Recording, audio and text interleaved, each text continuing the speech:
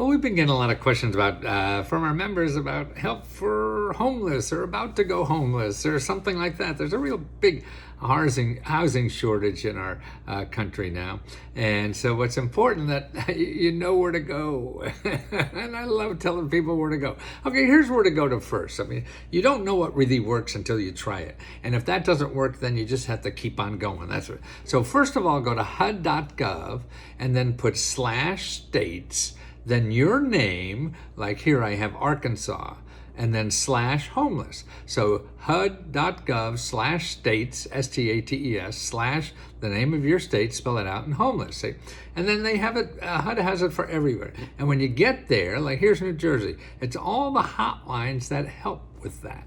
And the nonprofit organizations, a lot of people, like one member just told me that, oh, they don't spend anything in this state, whatever. But it doesn't matter what the state's spending, because a lot of this help for homeless, getting people houses and things like that, it comes from nonprofit organizations. They're not getting the money from the state. They're getting it from foundations and donations and stuff like that to help you. So that's why, even though you think your state is lousy, you still have to check it out, okay?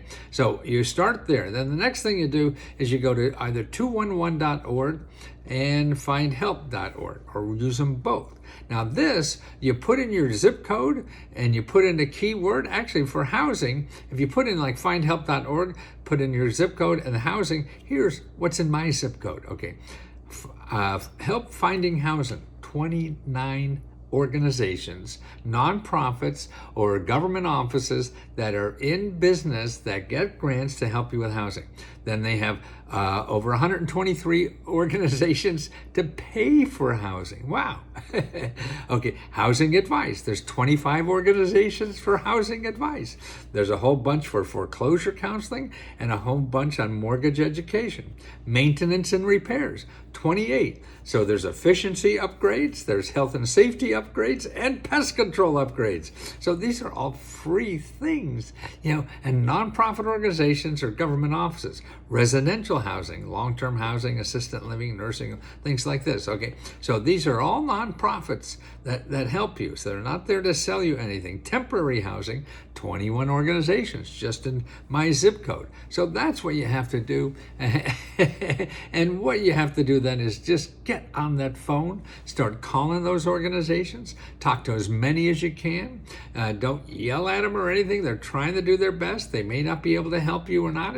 You have to find out. And if they cannot help you, then what you do is you ask them who else, because they're most likely to know other organizations that get money to help people like you. Maybe they don't. Maybe you're not in the category they help.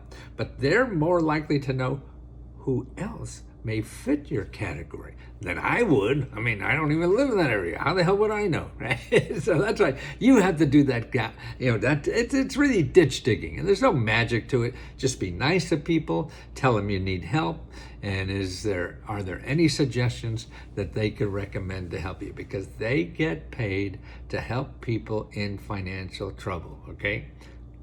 So if you're in that category, at least they know they should help you somehow.